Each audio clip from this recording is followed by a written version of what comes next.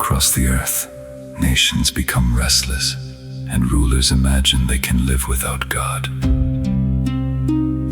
They speak as though his guidance is a chain and his authority is something they must escape. But heaven is not afraid. God is not confused by human pride, and his purpose does not weaken when rulers resist him. He has established his chosen king, and no earthly power can remove the authority God has given. His rule reaches across nations and every age. Psalm 2 reminds us that strength without wisdom becomes dangerous.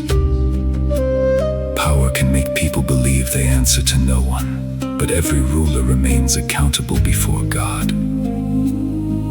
The psalm offers a warning while there is still time to listen.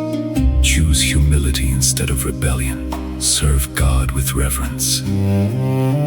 Let awe replace pride, and let wisdom guide every decision.